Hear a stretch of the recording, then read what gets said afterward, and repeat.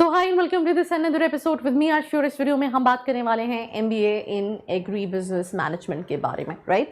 आई think मैंने already बहुत सारी स्पेशलाइजेशंस पे वीडियो बनाई है, right, from marketing to finance to operations to HR, right. And ये भी एक स्पेशलाइजेशन है जो हर साल बहुत सारे स्टूडेंट्स पूछते हैं और कहीं ना कहीं जाना चाहते हैं। एंड यूजुअली होता क्या है कि स्पेशली वो स्टूडेंट्स जिन्होंने बीएससी एग्रीकल्चर कर रखा है या फिर बीटेक एग्रीकल्चर में कर रखा है या फिर ऐसी बहुत सारी डाइवर्सिफाई स्ट्रीम्स हैं जहां से बच्चा करने के बाद सोचता है कि मैं एमबीए एग्री बिजनेस में प्लान करूं। अब जब एग्री बिजनेस की बात आती है तो बहुत सारे क्वेश्चंस होते हैं। वो क्वेश्चंस का स्पेसिफिक रीजन क्या होता है?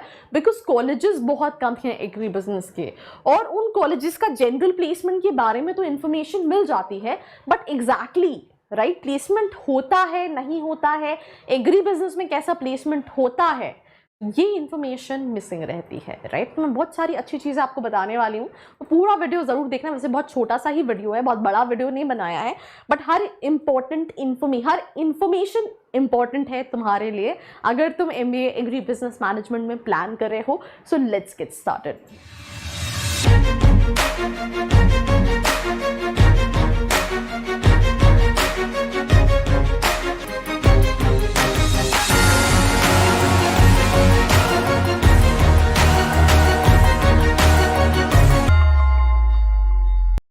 I hope you guys are doing good because I am doing absolutely superb. And what I'm talking about MBA in Agri Business Management, right? अगर शुद्ध भाषा में समझाऊं तो हम क्या सोचते हैं? एग्री बिजनेस मैनेजमेंट मतलब जो खेती, फार्मर्स, किसान, राइट, या खेती से रिलेटेड जो काम होता है उसको मैनेज करने का प्रोफाइल हमारे दिमाग में आता है जब हम MBA in agri business management का नाम सुन रहे होते हैं। पर सबसे पहले अगर हम बात करें तो जो इंडिया की इकोनॉमी है, इंडिया जो है वो किसानों का देश कहलाता है, बिकॉज 54% ऑफ अगर हम Indian economy agriculture and agri business provide की बात करें तो ये 54% ऑफ इंडियन पॉपुलेशन है और 16% ऑफ द जीडीपी है कंट्री का। ये सिर्फ और सिर्फ हमारा पेट भरने के लिए नहीं, पर इवन हम एक्सपोर्ट भी काफ़ी मात्रा में करते हैं when it comes to this all these things which are coming from our agriculture resources।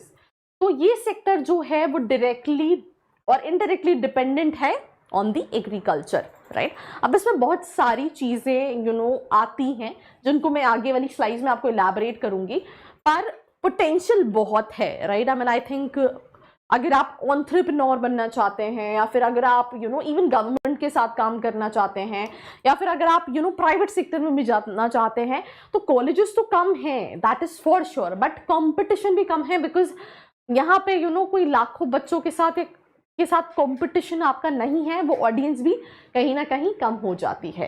तो अगर हम इस कोर्स के हाईलाइट की बात करें, develop agri business leaders, entrepreneurs with vision, competencies and also right attitude to promote and grow the agro based enterprise. So जो enterprise है, जो बिजनेसेस हैं जो एग्रीकल्चर बेस्ड हैं, उनको प्रमोट करना, उनको ग्रो करना, एंटरप्रेन्योरशिप एटीट्यूड लेकर आना, ये सारी चीज़ों के बारे में आपको कहीं ना कहीं पढ़ाया जाता है ये 2 साल के कोर्स में।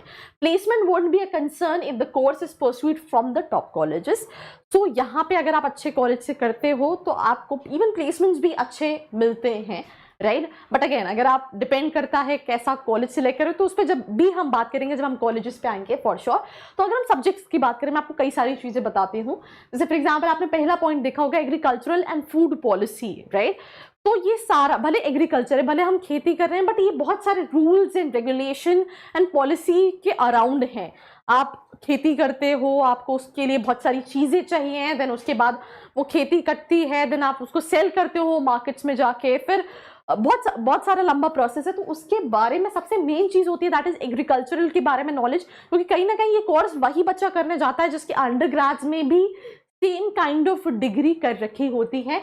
एंड दूसरी मेन इंपॉर्टेंट चीज़ food policy, agricultural finance, right. Finance में अगर हम बात करें, बहुत सारे फार्मर्स लोन्स लेते हैं या फिर भले लोन हम खेती करने के लिए हों या फिर एक्सपैंड करने के लिए हों, तो एग्रीकल्चरल फाइनेंस के बारे में marketing of agricultural inputs, strategic food marketing, right, management of agri business projects के बारे में, market research and information system के बारे में, then international agri food trade क्या requirement है, उनकी क्या basic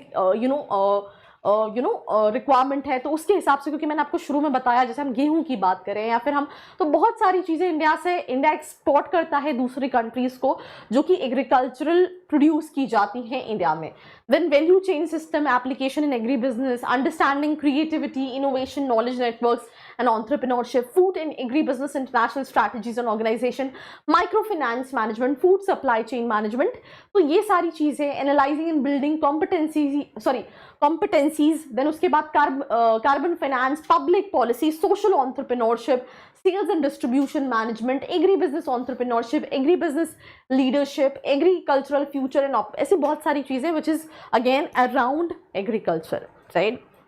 जैसे हम I think बहुत सारी इंडस्ट्रीज भी देख रहे हैं जो एग्रीकल्चर बेस्ड हैं and they are doing good in terms of revenues also.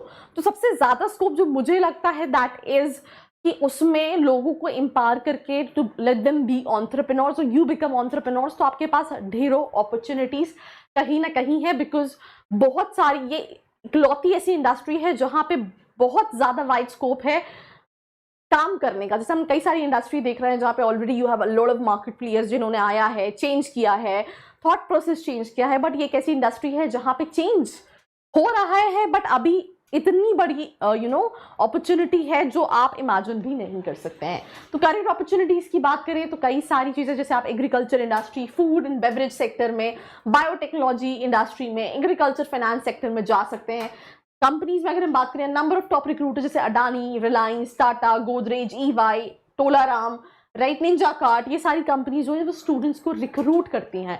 अब सबसे इंपॉर्टेंट चीज़ है, मैं कॉलेजेस बाद में मैं बात करूंगी, पहले I will talk about the eligibility criteria. Eligibility criteria basically 50 percentile in your graduation, right. Then आप कैट, जैट, सीमैट, जो भी कॉलेजेस आप देख रहे हैं वो जो भी एंट्रेंस एग्जाम एक्सेप्ट करते हैं आप वो देते हैं. आपको उन कॉलेजेस में इंडिविजुअली अप्लाई करना पड़ता है. देन अप्लाई करने के बाद अगर हम बात करें तो आपका इंटरव्यू होता है. इंटरव्यू में जो क्वेश्चन होते हैं वो कहीं ना कहीं डिफरेंट होते हैं जनरल MBA के स्टूडेंट से, बिकॉज कहीं ना कहीं वो ये जानना चाहते हैं कि आप इस कोर्स में स्पेसिफिकली क्यों आना चाहते हैं, राइट. तो ये पूरा कहीं ना कहीं प्रोसेस होता है. और अगर हम फीस की बात करें, राइट, तो फीस जो है वो वेरी करती है फ्रॉम कॉलेजेस टू कॉलेजेस. किसी की 3 लाख भी फीस मिल जाएगी, किसी की 4 लाख भी फीस मिल जाएगी, किसी की 15 लाख भी फीस मिल जाएगी, depending upon the college.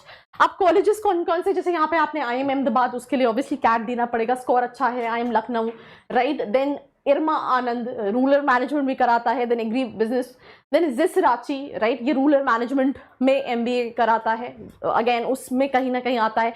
FMS BHU agree business management में कहीं ना कहीं MBA कराता है, right. You have all these so many colleges जहाँ पे आप डेफिनेटली अप्लाई कर सकते हैं बेस्ड ऑन योर प्रोफाइल. और अगर आप जानना चाहते हैं कि आपकी प्रोफाइल के हिसाब से कौन से कॉलेजेस सही हैं तो नीचे एक प्रोफाइल एनालिसिस फॉर्म दिया है जिसको फिल करके आप डिटेल्स ले सकते हैं. And I think that's pretty much about this episode. Do let me know in the comment section your feedback. Baki, do not forget to like, share and subscribe. I hope you like this video. For more such videos, keep watching our channel. And do not forget to like, share and subscribe.